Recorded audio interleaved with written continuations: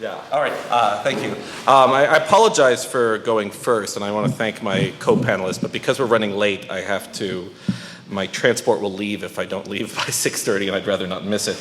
But what I want to try to do today in my talk is I want to try to theorize the conditions for capitalism's stability, and I want to try to suggest that this poses an interesting sort of problem for critical social theorists of the Habermasian variety. And in this respect, I'm going to build on some of the work Maeve Cook, who just spoke in this room, discussed earlier. And in fact, some of Maeve's criticisms will inform my own critique, though not necessarily my own conclusion in that regard. And I'm going to argue today that the stability of capitalism depends not only on its capacity to produce wealth, but on its continued capacity for recreating its means of legitimation. Sorry, I'm just doing that so that I don't move my head every time and speak away from the microphone. And I'm going to develop in this paper, a theory of the stability of that system by arguing that capitalism creates the conditions for its own continued success by drawing on underlying normative potentials in the life world in response to emergent steering conditions in society. And in particular, I'm going to work with the work of Boltanski, Chiapello, and Thevenot, what Simon Susan just spoke about, and their work on the orders of worth which impregnate capitalist society. And I will argue that there's something about these orders of worth that allows capitalism to flourish. So the central thesis of Boltanski and Boltanski and Chiapello's The New Spirit of Capitalism is that in order for its continued existence, capitalism draws on these social values to legitimate the institutional order and to motivate individuals to participate in it. On this telling, therefore, values in the life world provide both the normative justification for capitalism and the critical potential for changes to capitalism under ever-changing forms of life. What Boltanski and Chiapello call the spirit of capitalism is the ideology that justifies people's commitment to capitalism and which renders that commitment attractive. And following Weber, therefore, they distinguish capitalism as a system from mere market interaction. Market interaction can only exist because it supervenes on some relevant legitimating sense on an institutionalized framework, that is the norms of this capitalist system. And I'm going to use that argument of supervening as a way to criticize the framework developed in Habermas's work, The Theory of Communicative Action, and propose an alternative rendering of that model. So their thesis, that is Boltanski and Chiapello, is that with respect to the changes in the capitalist normative order which occurred in the final 3 decades of the 20th century, that the emergence of the so-called new management ideology is a response to that ideological critique.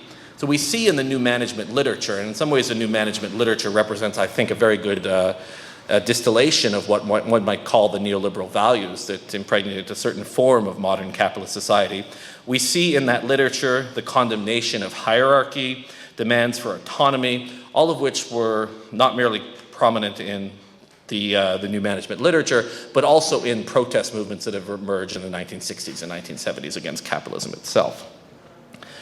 As a historical note, and I'll just say this without going into more depth, what Boltanski and Chiapello call the new spirit of capitalism is effectively the third spirit of capitalism, the first being the Weberian Protestant-style inspired capitalism, the second being the so-called management ethos that emerges in the early and mid-20th century, and then, of course, the third being the new spirit of capitalism, which stresses autonomy, flexibility, mobility, etc. Now, what causes the third spirit of capitalism to emerge for Boltanski and Chiapello? Well, they suggest that there are 2 competing critiques of capitalism floating around in the ethos in the mid-1960s. One of them is the so-called social critique, and the other is the artistic critique, and I'll take these in turn. The social critique is effectively the classic Marxist critique, and it argues that pervasive economic exploitation and inequality is inherent to the capitalist system.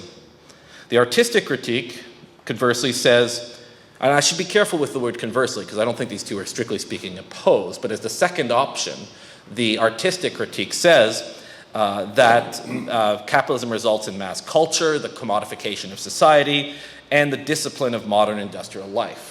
That would be factory labor, etc. These are not uncommon critiques to hear of capitalism, right? They certainly recapitulate things said by Marcuse, Adorno, and Horkheimer, etc. And in place of the rigidity of modern capitalist life, the artistic critique stresses liberation, as I said, autonomy, authenticity, and uniqueness. Now, while these two critiques, as I mentioned, are not strictly speaking opposed, they do suggest alternative courses of action one might want to undertake to reform capitalism. And one of the interesting aspects of Boltanski and Chiapello's work is they argue that first, there was in fact an attempt to mitigate the social critique by guaranteeing higher wages, better social protections, a better social safety net, a stronger welfare state, etc. But this eventually proved too costly. And in response to this, the capitalist system responded by changing the conditions of labor. And so how did the capitalist system do this? Well, some of this story should be fairly familiar to everyone here, and it should in many ways sound like an aspect of neoliberalism today. So the capitalist system introduced flexible work hours, right? This includes, shorter work hours, working at hours of your choice, the ability to work from home, increased autonomy on the job, increased bonus structures, which of course is a form of risk sharing with the employer. And by a process of interchange, therefore, between life world critique and economic system, the economic system drew on these available values in order to legitimate its continued existence. Also, you might suggest it included the rise of so-called network firms, the decline of strict hierarchy, the emergence of projects which gave each employee the capacity to develop his or her future employability, increased opportunities for training, self-help resources, and education and certification for people on the job.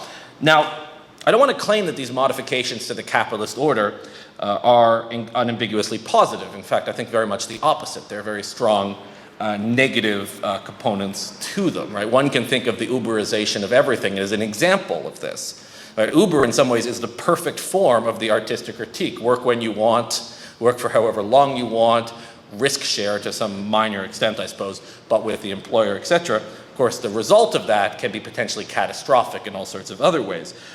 Similarly, the ability to work as a consultant, if you're sufficiently qualified, is an unambiguously positive thing, I think. But of course, the existence of consultants elsewhere, specifically in the American context, carries with it very negative consequences. Something which I develop in another paper. But what I'm interested here in particular is the way in which capitalism's response to these emerging steering crises must tell us something as critical theorists about how capitalism functions and how we should understand the functioning of capitalism. And then I want to try to apply that critique to Habermas's system life world model, which is what I'm most interested in this ongoing project. So, I think most people in the audience here probably have a passing familiarity with Habermas's systems life world model, but I'll just recapitulate what I take to be the important things for the purposes of my talk. So as is well known, Habermas divides society into system and life world. Generally as a general statement, it's easiest to define systems first. Social systems comprise those organized domains of action, where action is carried out through the medium of through various exchange media. And in Habermas's appropriation of Parsons, the two most important exchange media, generally held to be two of the only exchange media, are money and power. The life world is a bit more difficult to define, so I'm going to do my best to do it in about a page. It comprises those elements of society, culture, and personality. Society, culture, and personality being the three central frameworks of Parsons' theory of social systems, which provide the normative order upon which individuals may draw in their communication. On this telling, therefore, communication depends on the life world structures to occur. As Habermas writes, and this is a quote from the Theory of Communicative Action, the second volume, action can be represented as a circular process in which the actor is at the same time both initiator of responsible actions and the product of traditions in which he or she stands, of solitary groups to which he or she belongs, and of processes of learning and socialization to which he or she is subject. Now, it would be a mistake to argue, as some have argued, and I think I've probably made this mistake myself at earlier points, that the production of society only occurs, that the reproduction of society only occurs through the replacement media of society and politics. Some aspects of the material elements of society, some aspects of the institutional order are reproduced in the life world. Communicative action, then, generally, is the mechanism of social reproduction, whereas material reproduction occurs through other types of life world action, if it occurs in the life world at all. Ultimately, these other types of action are not communicative action in stricto sensu, but they are, according to Habermas, parasitic on communicative action, ultimately reducible to communicative action in some sort of way. And I refer you to Maeve's book on Language and Reason if you want a more detailed discussion of this notion of parasitic communication. Now, the basic argument here is that communication absent institutions would be inherently unstable. So to explain the stabilization of society, Habermas develops a theory of the institutional order, which is roughly what Parsons would have called society in his systems theory. The institutional order is a structural component of the life world and a resource upon which participants in communicative action draw. However, the action theoretic perspective, that is the communicative action theoretic perspective, could only take you so far. According to Habermas, these processes have, in the course of social evolution, come to be coordinated not just by linguistic communication, the medium by which action is coordinated, obviously in communicative context, but by other mechanisms as well. That is, goal-directed actions are in fact coordinated not only by processes of reaching understanding, but by functional connections that actors do not intend, and that for the most part are not perceptible within the horizons of everyday practice. The most obvious example here, particularly with respect to this conference, is the role of money as an exchange media integrating the so-called norm-free economic system. The market belongs to the class of systematic mechanisms that stabilize non-intended systems of action by the functional connection of action consequences. Only a Parsonian model of exchange captures this, Habermas explains, or Habermas claims in the book, and this is in the second volume. So what then is the problem here? Well, I think the problem becomes clear if we compare Habermas's theory to the theory he was modifying, that is, this Parsonian model developed in the 1950s. Parsons had argued that society was what he called society was merely one system of human interaction, the others being culture and personality.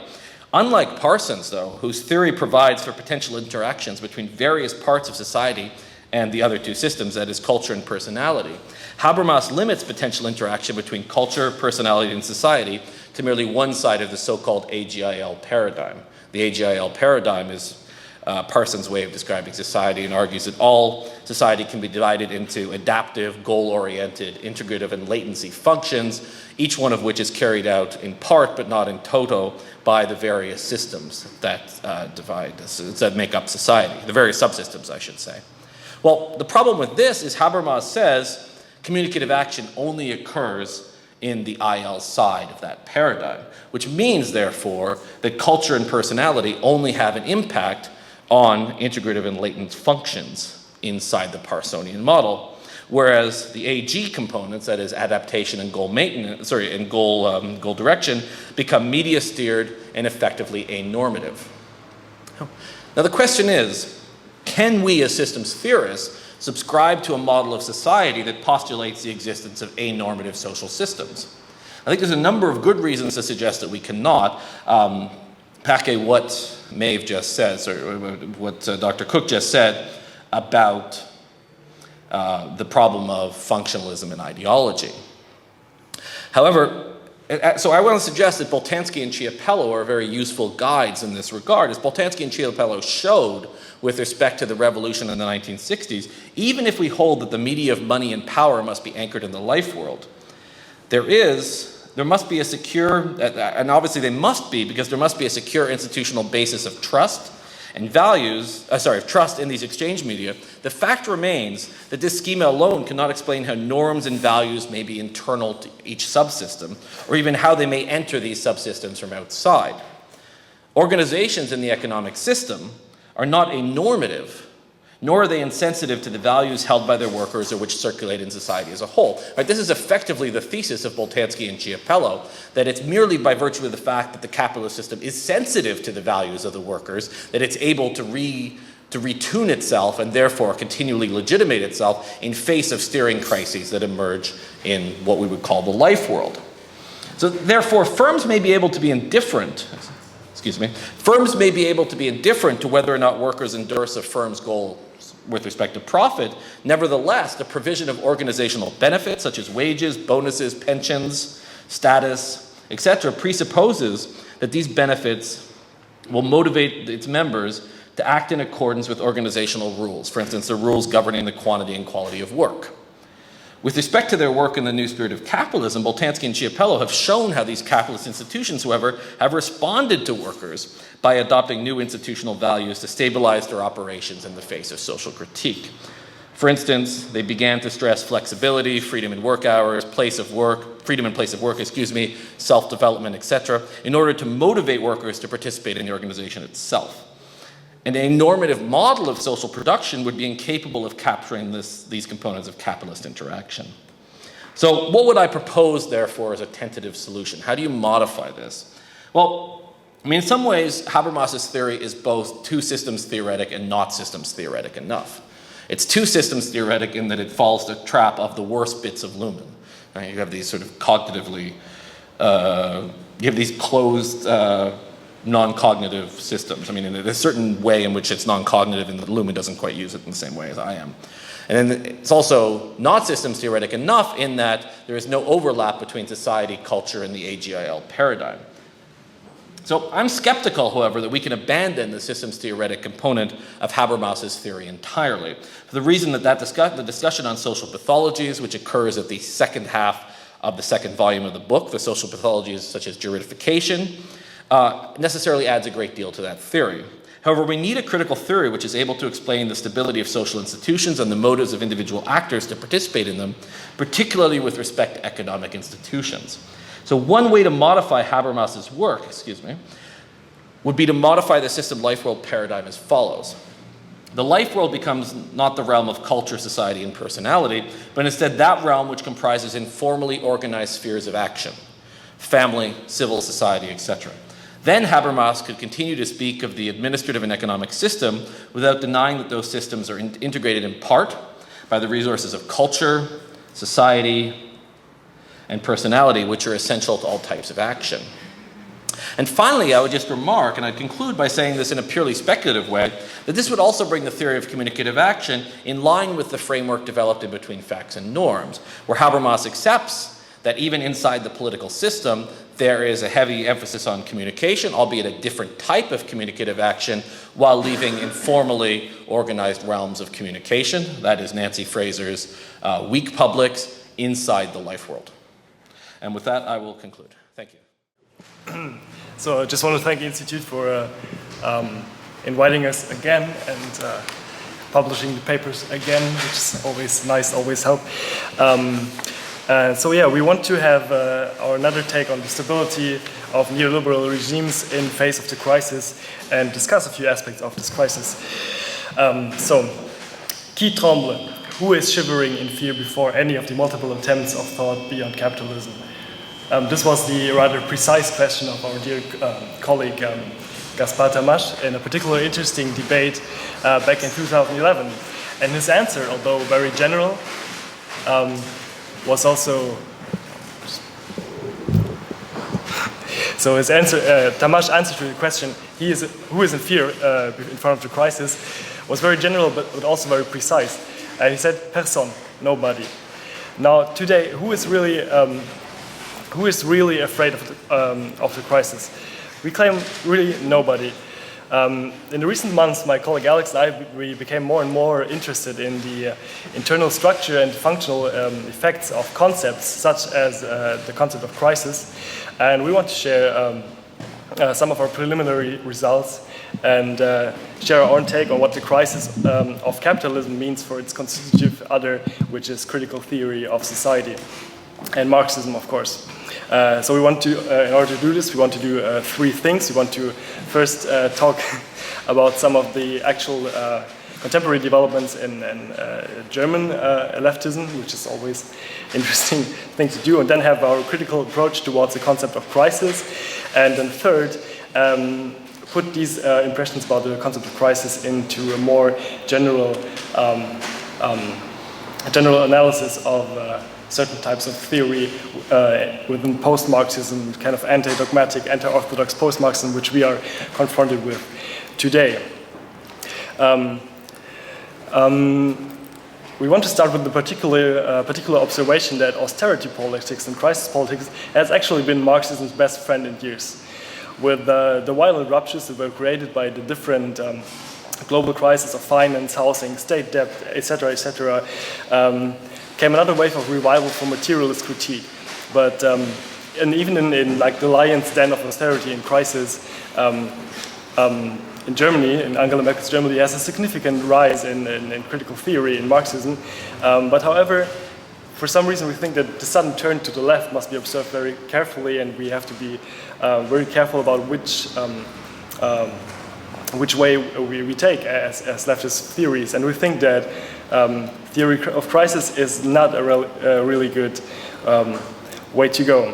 Because what we actually can see is that even though these huge new challenges of the neoliberal wave of attack, no long-lasting or stable structures have come into existence in the left. To the contrary, we have more and more breaches and gaps in critical theory, and so we wondered why it should be a good point to thrive as Marxism in times of crisis. So for us, it was then very obvious that the immediate problem of theory of crisis is that the crisis theory is not able, and in some cases not even willing, to really try to leave the immediate horizon of the established capitalist order of thinking. Is not really even trying to really think beyond capitalism. And this is now our take on what and on how the concept of crisis actually is hindering us into coming to terms with actual political challenges. So the idea of crisis is, of course, a very big commonplace throughout all political camps. Surely, like Marxist prerogatives about how to deal with the crisis differ greatly from conservative or liberal prerogatives. But we all share this common belief that there really is a crisis, or better yet, even a set of multiple crises. Like we have like from Alex Demirovich's concept of multiple Krise, Vielfachkrise, multiple crises, who are all fueling into each other. Crisis of economy fuels into a crisis of whole political paradigms, like crisis of liberalism, crisis of Marxism, crisis of conservatism, and all these things. And so what is this concept of crisis actually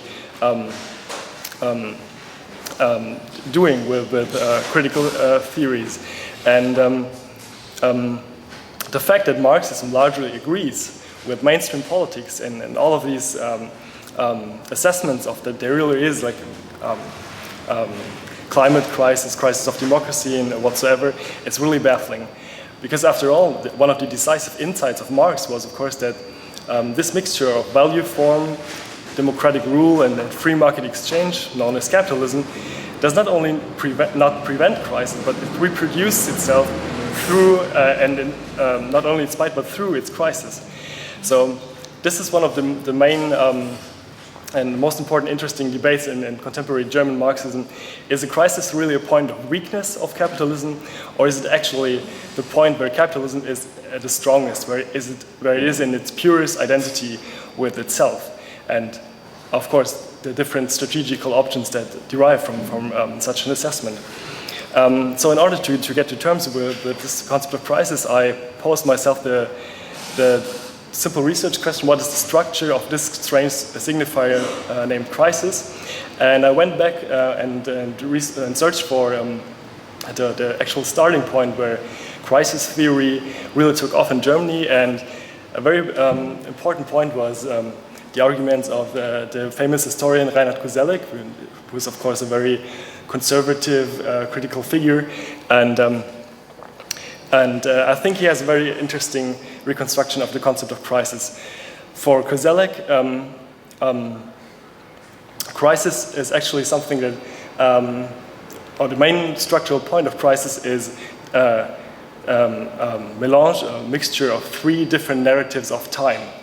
So Koselleck reconstructs that crisis has always been either something which signifies kind of a long-lasting general property of history, or second, it's something that signifies moments of acceleration where contradictions in society get denser, or crisis has been a signifier of kind of the final countdown, like final decision, where something radically changes in a totally a strange and unpredictable way.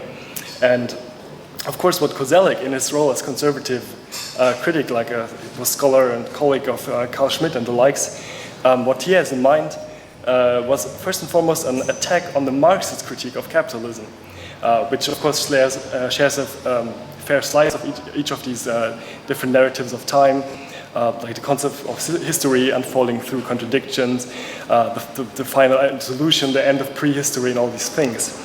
So what Koselleck concludes is that all these properties of different narratives of time, with these properties, modernity tries to have its own narrative of history, which is inherently secular, which all of these time structures and problems try to be secular in the sense that they are always man-made and there's no destiny or God or anything involved. However, of course, he claims that this project has failed, and so Crisis should, of course, again be put as a question of question to Christian tradition, all these things, and for this openly conservative criticism, Koselleck in turn has critiqued a lot of time from by Jürgen Habermas and others.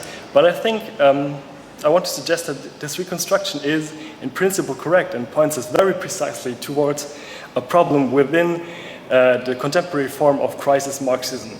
Because indeed, as Koselleck puts it, this crisis-oriented Marxism always takes part in these, like it was put in the keynote speech before, in spatio-temporal terms of historical contradictions or contradictions between different classes and all these things.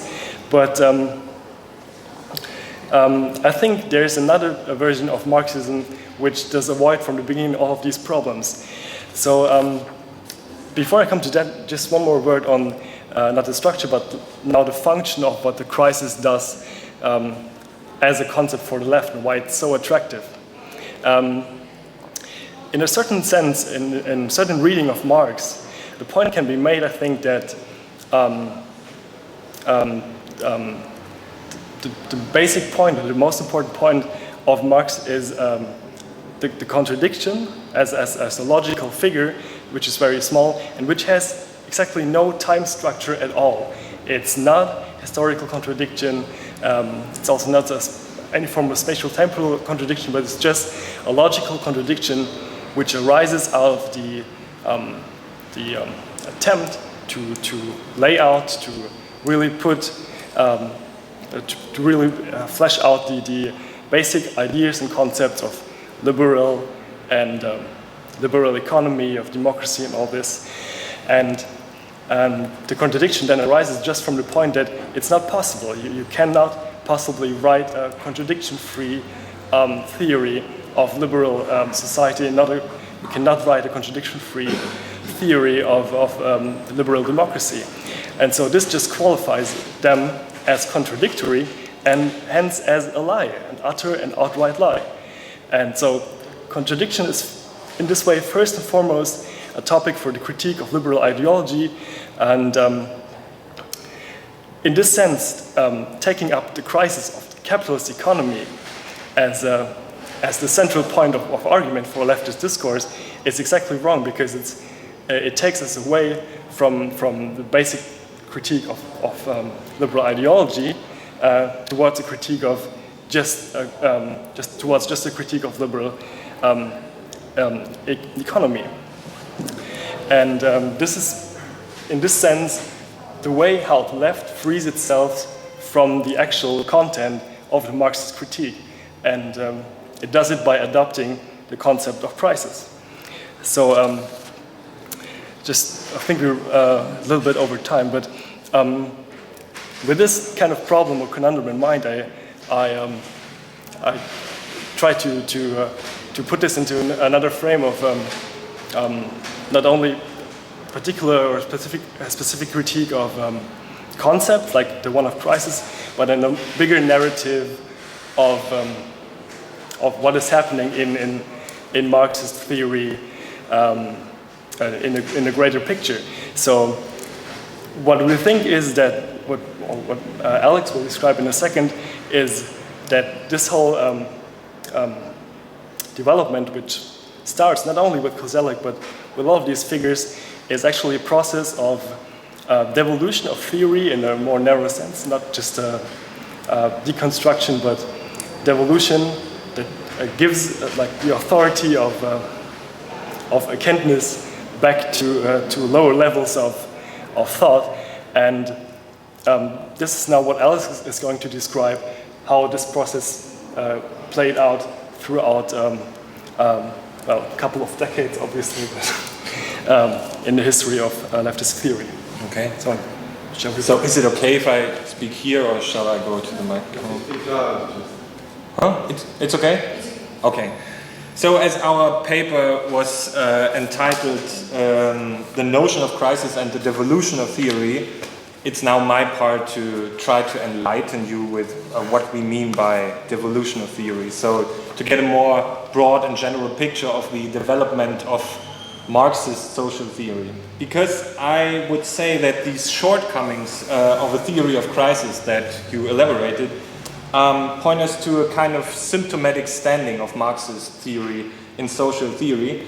And I guess this standing of Marxism, or of historical materialism as a Marxist social theory, is characterized as a rejection of it. So nobody is a historical materialist anymore, and it is rejected in the name of historical materialism being a totalitarian theory, like it is metaphysical or it is economic reductionism, whatsoever. We have many demons to call it. But I think what is remarkable at that point is that this specific attack on Marxism was originally articulated from a non-Marxist standpoint. For example, Koselleck came up. He's in the tradition of Carl Schmitt. Those people were not Marxists at all, but they criticized Marxism for being a totalitarian theory. And today we face the paradoxical point that even Marxists adopt this kind of idea of, no, we don't want to be reductionist, we don't want to make metaphysics, whatever. I would say that this whole idea proves a very profound understanding of Marxism in general, not only of Marxism, but of social theory, because it systematically ignores the very fact that every theory of this social is necessarily determined by a genuine dilemma. Because on the one hand, it needs a notion of the social whole, a notion of totality, and on the other hand, it has to face the non-compliance of this idea of totality with itself. So when we talk about society, we do need to employ a notion of totality, of course, but at the same time we always tend to reify this notion, ignoring its historically specific form. So this is not a new idea, and I will come to elaborate this point. But if we face this, maybe we can say a dialectical dilemma, then it turns out that Marxism, in fact, is not a totalitarian theory at all. Quite the contrary, it actually emerged from the critique of a totalitarian theory. So to make this point clearer, I would like to go to Marx, starting point, and this was, as you all know, Hegel and his theory of the totality of the bourgeois society. And what Marx was criticizing was that Hegel, of course, had this idealistic impact because his idea of the totality of the bourgeois society became a mere abstraction, and every concrete phenomenon became subordinated under this premise. So this is exactly what reductionism is like. You have this higher premise and then everything becomes subordinated. But Marx, in his critique, he did not abandon this claim of a totality of the social whole, but he kind of adjusted his methodology. Because what he wanted to do, he wanted to identify the complexity of the social totality in its historically specific form. And it was very clear to him and even to Hegel that the key to do that was dialectics. So his adjustment of methodology was in fact a reformulation of dialectics into what he came up with as materialist dialectics. So Marx's path-breaking contribution, as I would say, is in fact this reformulation of dialectics, and it allowed him to historicize this approach towards the totality of the society. So, in essence, what historical materialism was from the very beginning is this dialectical social theory that incorporated the notion of the social totality and its historicity in its very contradiction. So this is the whole point, I guess. Having said that, the problem, of course, is that we and everyone was unable to formulate this methodology in a positive, substantial way. We cannot come up with a clear-cut, substantial theory of this methodology because this would inherently contradict the very nature of dialectics. The last one who tried it was probably Stalin. I don't know. So even Marx did not elaborate his methodology, but he gave us a very concrete example of its correct application. This is his critique of the political economy. So what Marx's theory was from then on is a kind of struggling with that dialectic. So it was the constant effort to repeat this dialectical gesture of Marx in practice by grasping this mutual mediation of the totality of the society and its historicity. In the very beginning, sparked by Marx himself, we had the very strong historicist impact. So Marx historized this whole approach, and therefore it seemed like there was a need for kind of reintegration of its counterpart of totality. So, for example, think about Lenin. He retreated into the study of Hegel because he wanted to combine his strategic analysis of his time with a new dialectical approach towards the totality. So it was he had a clear understanding of what he had to do. Later on, it was, for example, Lukács who desperately highlighted the standpoint of totality as the one and only quality criterion of historical materialism. So we have a relatively clear line of development, but we can also see that there was a clear break, and I would suggest that this break was incorporated by Louis Althusser, who was probably the last protagonist of a dialectical theory of totality. Because, as you may be aware of, he came up with this notion of an over-determinated structured whole. So I would see it as the attempt to save the principle of totality, given the fact that it seemed nearly impossible that there is such thing as a social totality. So everything is just heterogeneous. It's so complex, we cannot simply derive one thing from another. So this was a real problem for Althusser and his students, of course. And I think what he tried to do was to read this very incoherency of the social as itself a structural effect, as an ideological effect. And I think he was very fond of that. He needed this assertion of a social totality because it was the only way to understand this kind of inner cohesion of society. And he was not willing to give up this criterion of Erkenntnis in German, of understanding, of explaining society. Now, 50 years later, we can clearly see that Althusser failed in this endeavor, and paradoxically, his failure paved the way for a very different scientific revolution, and this was Foucault. And Foucault had a very different idea of historicizing social theory. It was very different to that what Marx came up with, because he kind of shifted away from the idea of a social structure to his famous notion of discourse, and thereby he, to put it in a nutshell, he abandoned the determinant base and just shifted to the superstructure, saying like, there is no determination anymore, we just have to look at how things actually work, we cannot explain them anymore.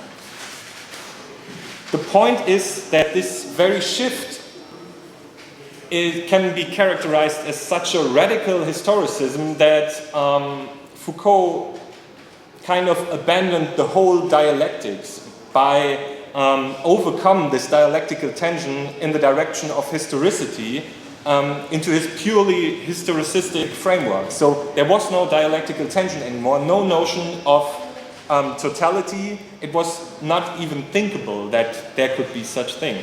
And funnily, this is exactly the striking feature of Foucault, because it allowed him to come up with such a precise analysis of how things actually are. So he shifted the scope of research to questions of how do things function, how does the prison work, how does sexuality work, and it's striking, of course, no doubt about that, but he paid the price of the exclusion of a causal analysis. So he got rid of every attempt to explain what is actually going on, and therefore gained the capacity to describe what is actually going on. And to come to an end with that consideration, I think this is exactly the horizon that we face today, and it connects to what Simon Susan was elaborating on his notion of postmodernism, that of course he can come up with a very distinctive and wonderful analytical framework to show us how the social sciences have evolved in the last 10 or 20 years. And I was struck by that, sitting there like, wow, yeah, this is so wonderful. It gives me a perfect picture of what actually happened, but it leaves me with no idea of how did it come to that. And this, when he was asked, so please, can you tell us what will come next? He was like, I don't know. And this is the fate of social sciences, social theory, which is in fact the theory that needs to give us these insights. And this is what we kind of wanted to point at with this notion of devolution. Social theory kind of shifted its own authority, its own genuine, I don't know, idea, whatever, to the lower level, saying like, please, you social scientists, tell us now what is actually going on, because we have no idea what to tell about society. And even people nowadays, they reject the idea of talking about society. People come up with, yeah, there are some distinct features of society. We can talk about a risk society, but of course this implies that there are several, a particularity of societies. So I don't want to say anything substantial about society. Then there is this famous German social theorist. He came up with the idea that the only way to talk about society nowadays is to talk of society as an impossible object. This is, yeah, I don't know what to say. This leaves me with no idea what to do as a social scientist. So this was my brief going through the history of social theory. So that probably puts us on the complete opposite end of the spectrum of what to do with theory today. And we would say, no, to the contrary, we don't have to be anti-dogmatic, we don't have to be interdisciplinary, all these things, but to the contrary, we have to be as dogmatic and reductionist as possible in a certain sense. At least in that sense, that we should not give up on that very area of, I don't know, science, this social theory, not just giving away the terrain and the weapons that we have, saying like, okay, my God, you don't want us to tell us something about society, so we won't. This is not the way to go, I guess. That's it. Thank you.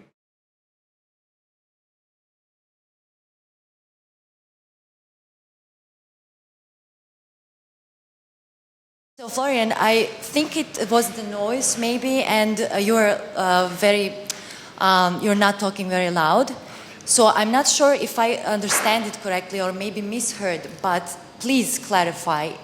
You think that concept of crisis is in a way inhibiting Marxist people to think? So it is a kind of an excuse or to devoid theory from traditional, I would say, content.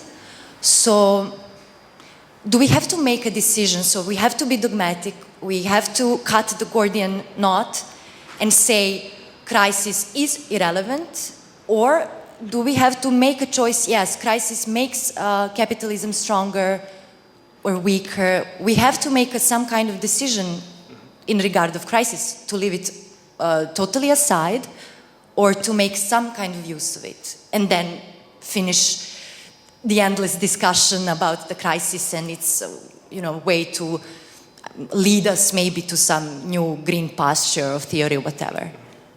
So, okay.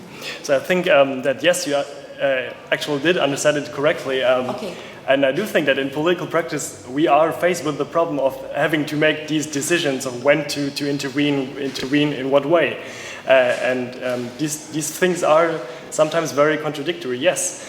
And that's precisely what I would claim from a theoretical perspective, which we just developed. We would have to, yes, actually not intervene in these kind of crisis moments, because we are fighting, in a certain sense, a futile or losing battle, and just going back and back, like going back fighting, yes, but still going back. So yes, actually I would say this is the prerogative I would suggest from this perspective. Of course, in an actual political setting, there would be different things to be considered, yes, but I think, yes, it holds together. And it is also, I think it's also very clear that we have this contradictory moment of the biggest and most profound and really structural crisis of capitalism, and it's really bad. But the point like that was just also developed, the neoliberal hegemony, on ideological hegemony, is not in crisis at all. We even have to have conferences to come to what can we think about capitalism.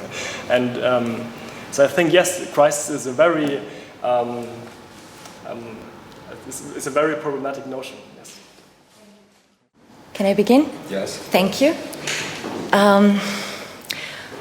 Okay, so let us firstly diagnose how there is a certain level of state of exception rhetoric circling European left today. And it seems prima facie that it is mainly a rhetorical figure used as a political means to build a larger social consensus around the necessity of anti-austerity program. To illustrate as an example, I'm pointing out a couple of online available articles by Stathis Kouvelakis. He's a professor of philosophy of politics and a member of Central Committee of Syriza, who was very vocal about the need to break through the deadlock in the negotiations with Troika, which amounted mostly to just pausing of global decay. He said in his short video address on site L'Humanité from June 23rd, regarding the new development this last couple of days, how the illusion of negotiations between Greek government and Troika representatives is now shattered beyond any doubt.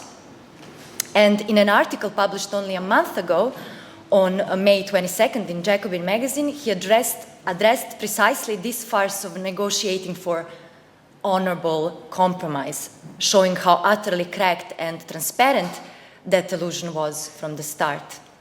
His current message is basically mobilize and do not allow the government to accept a devastating agreement which betrays all that for which Syriza was elected. The need for international solidarity of peoples is now more important than ever. Essentially, the way I understood this message was nothing is lost since there hasn't been the real fight against austerity yet. I believe that you have talked in a way, in a larger detail about all of this during the conference, so I will not insist on this topic, but it is important to me to point out, however, that there is a rhetorical continuity between his public appeal now and a statement that he gave almost exactly 2 years ago, in 2013, precisely on the June 27th, in protest to sudden closure of the public media by the government of Samaras. Greece is living under the tutelage of the Troika in a state of permanent exception. The exception is, of course, a rule in place. The government is simply an executor of the given instructions. Key decisions are made by decrees, representative institutions are only a facade, etc. So this is where we will make our stand. We looked at what he was writing and saying in his appeals and speeches, so these are not tractates or books, but in a way political interventions in a concrete events during the struggle against austerity. And it is inevitable to conclude how even with the left government, Greece has not yet left this state of permanent exception regarding socio-political devastation created by, and this is his formulation, the violence of Troika's dictate. So the theoretical question of beyond such a state is ever suppressing. Therefore, one could doubt whether a name like Hegels should appear at a conference such as this, which in its name proposes, let us think beyond capitalism. Let us think beyond the state of exception. The term beyond, jenseits, in Hegel's vocabulary names a faulty perspective or an illegitimate instance of thinking which is trying to occupy a space beyond that which is real or even actual. It is a well-known fact that Hegel claims how there is no legitimate philosophical reason of deploying such a perspective, and one can only give empty, therefore formalistic, opinion-based, therefore subjected to chance or caprice, concepts of what lies beyond the actual. In his eyes, this stance is never naive, never purely descriptive, but always prescriptive, and fundamentally dogmatic in its critical exegesis. This means that generally this thinking beyond does not consider itself being a part of a problem, therefore it cannot take itself into account as a part of a strategic layout of a solution. The voice from beyond is, according to Hegel, equally likely to be a voice of madness or a voice of salvation, and there is no safe way to measure all theoretical risks that it brings. He himself tried to lay down a risk-free philosophy of bourgeois society and state, namely philosophy of right. It always seemed to those who were trying to make deeper meta-theoretical cuts into his philosophy of right that he holds his breath regarding many critical points.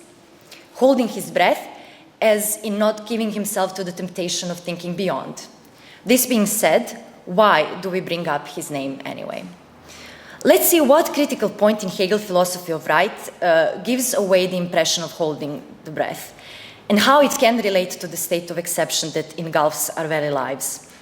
The reason why we evoke Hegel now is because of the way how he formulated the state of exception, primarily because this concept presents class struggle very clearly, and this ought to be of some importance to Marxists. However, this problem cannot be approached directly, so we need a little bit of help to reconstruct it. Firstly, we need to take in account Agamben's elaboration of historical development of modern state of exception and how it is a product of democratic revolutionary and then political tradition. Theoretically, state of exception names the lacuna which was mainly seen lying between legality and political practices. And it is very important to note how during its historical development, military emergency gradually ceded its place to economic emergency, with an implicit assimilation between war and economics. This happened during the 30s of the last century. So we can understand why, for example, for Kouvelakis, the state of exception means the very incompatibility of Troika's tutelage, since Greece has brought itself to the state of economic emergency, and democracy.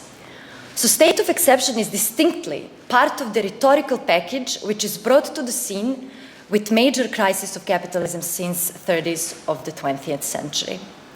We are now fully turning our attention toward Hegel's concept of the right of extreme need, Notrecht. This notion is not old jus necessitatis, which had traditionally referred only to naturally occurring catastrophes, disasters. It is also should not be mixed with tradition of jus resistentiae. It has to be said in a way that leaves no doubt. Hegel is quite contra-right of resistance. It is interesting to mention that Agamben draws attention to the close historical and theoretical connection of the right to resistance and state of exception. However, it should be clear that Hegel opposes right to resistance in a very specific context. He opposes, namely, feudal reactionaries and their truly ideological appeal to natural law. And to give a negative example, Bentham was the one who opposed this right, the right of resistance, in context of French Revolution, because, in his opinion, it ignites opposition and resistance to every government and all laws. So I should say, but I don't really have time to develop this, I think that this Bentham's opposition is quite general and quite abstract opposition, and it is clearly different from Hegel's. So, right to resistance is embedded in the historical process. Revolutions are basically legitimized post festum regarding their success. They cannot be in the very base of legality since they present a considerable risk to existing legal order. To give yet another counterexample, it was Benjamin Constant who tackled this problem of incorporating the right of resistance into existing legal order, but had considerable difficulties with the question of limiting this right. The question is simply put, how to limit power, if not by power. Agamben states that what is ultimately at issue here is the question of the juridical significance of sphere of action that is in itself extra-juridical. We shall see how this extra-juridical status also applies to Notrecht. But in Hegel's view, this status has to be positively accounted for. Here, I shall simplify things and say that jus resistentiae is embedded in feudal world, and therefore, in Hegel's eyes, it is a thing of the past. The modern era, however, has its subversive right, in the very basis of legality, which is Notrecht. So if we take this kind of perspective and look upon the difference between the feudalism and bourgeois society, we could say in a way that the line which divides those types of societies, those regimes, clearly is their respective view towards the poverty. For this, Luther is an immensely important figure. He profaned poverty, dredged it up out of the whole network of the so-called economy of salvation. The medieval distinction between pauper cum petri, those who are poor by choice, and pauper cum Lazarus, those who are involuntary poor, is negated. For Luther, each pauper is Lazzaroni, each pauper is so involuntarily. And this should be taken as a modern perspective as it is.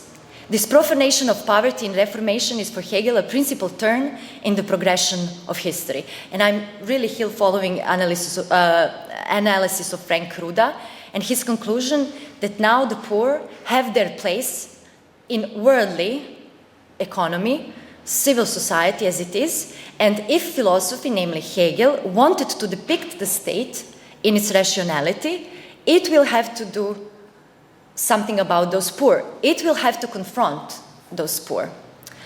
Let me state this for now in hopes that it will be sufficiently explained in the remainder of my exposé. In Hegel's philosophy of right, poverty is a permanent state of exception. So this is our critical point where Hegel holds his breath. To some, he leaves that which he calls the greatest problem of our modern society unsolved. I will come back to this kind of remarks in just a minute. To explain what Notrecht refers to, Hegel gives a proverbial example of a starving man who exerts his right to sustain his life by stealing and eating, therefore violating the property of others. He posits his absolute right in opposition to existing legal norm, which guards inviolability of private property, and he is blameless in doing so.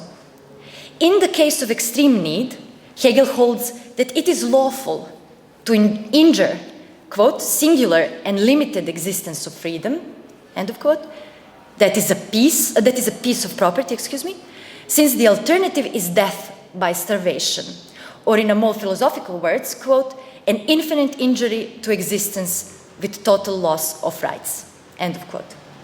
This antithesis between opulence and extreme poverty is not, quote, merely casuistic conflict, but an antithesis that is always and necessarily present and clashing, especially in developed society, end of quote. So this note in Notrecht, this need which causes Notrecht, is a social problem.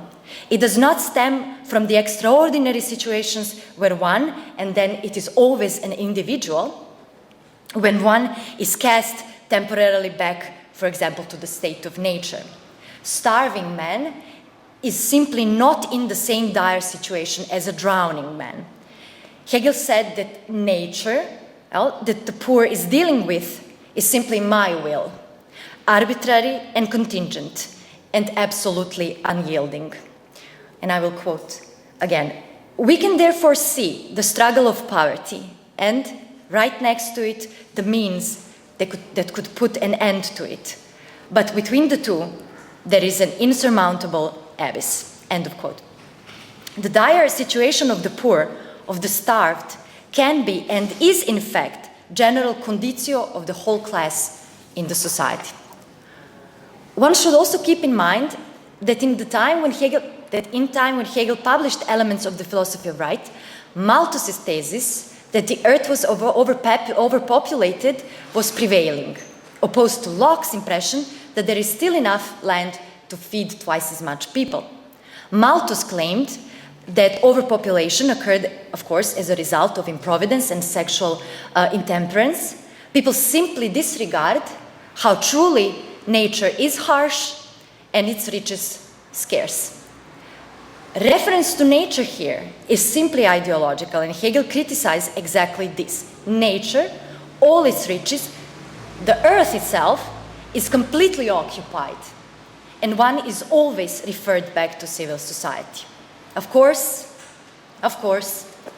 Hegel does not call this precarious class proletariat, although he talks about accumulation of abstract labor in one segment of society, layer.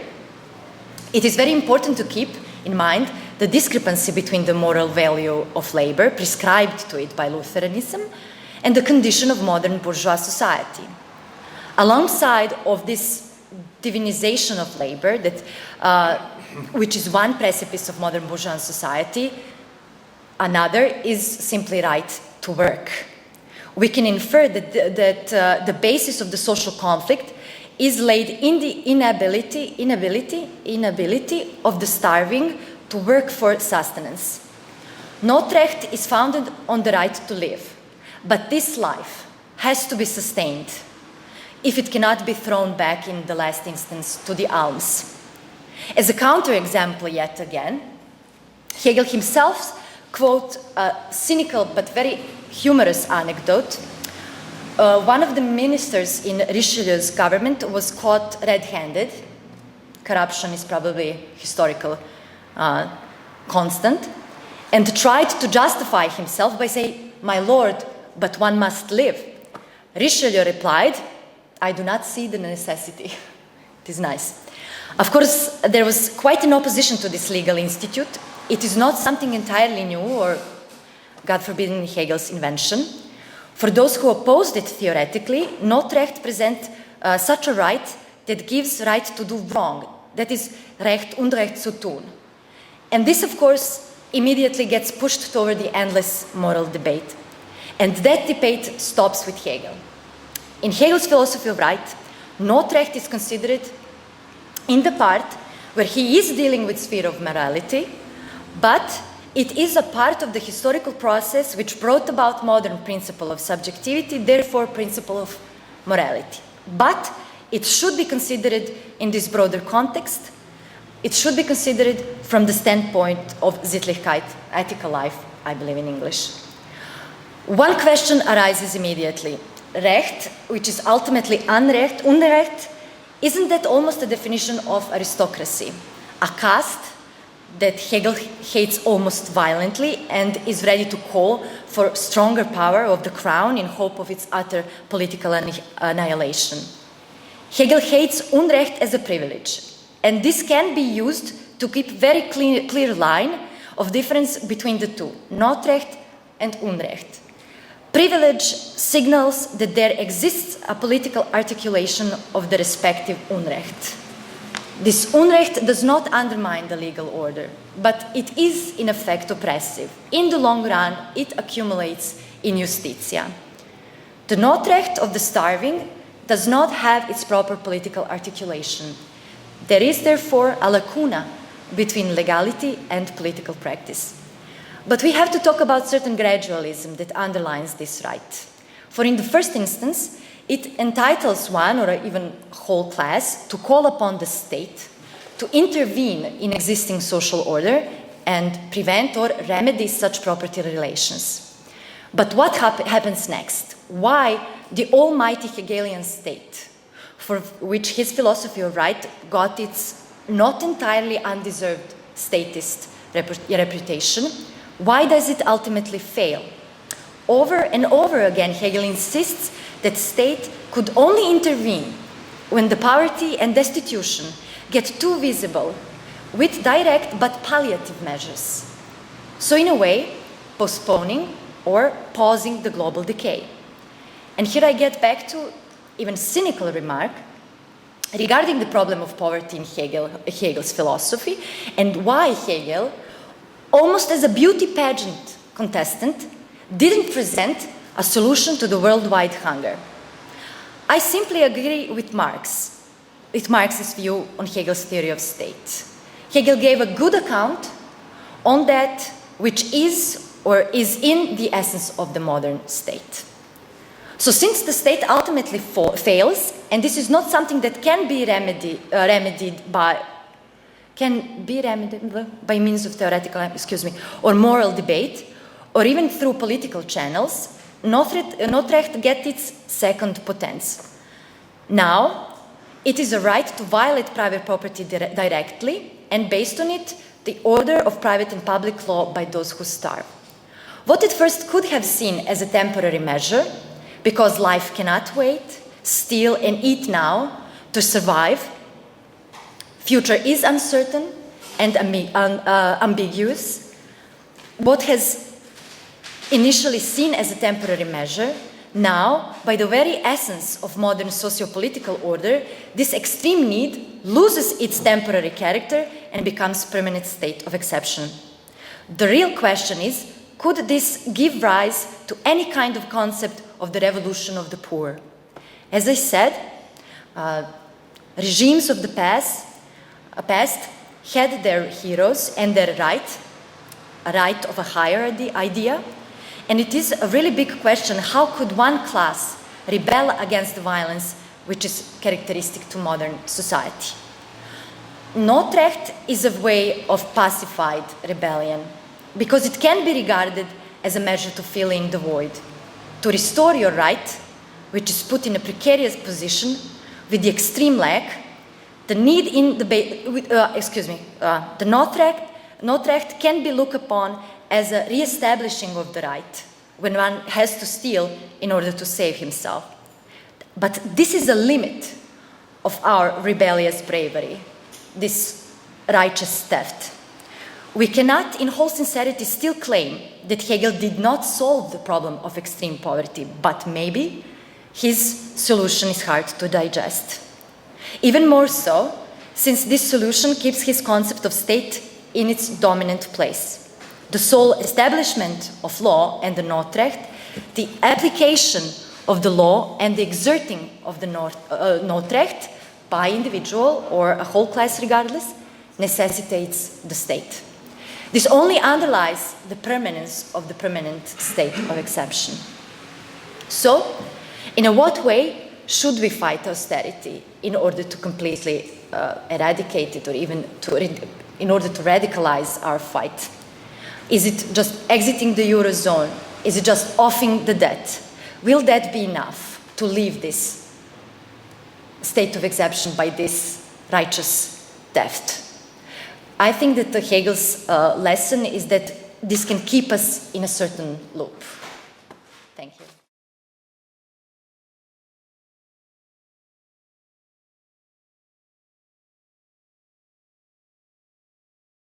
Smoothly, but this was probably too Russian. Yeah, that's not so bad. Questions, please? Oh, you're overwhelmed. Oh, yes, I understand. Yes, thank you. One very simple question. Okay. So how do we fight? I really do not know, because I am trying to keep myself apprised to all the new events. I'm trying to, I'm giving my best to analyze things that happen in Greece and the things that all those theoretists, economists are saying to radicalize the fight, to leave a Eurozone. And I really believe that there is a way through those measures, but still beyond that, the question beyond that is open.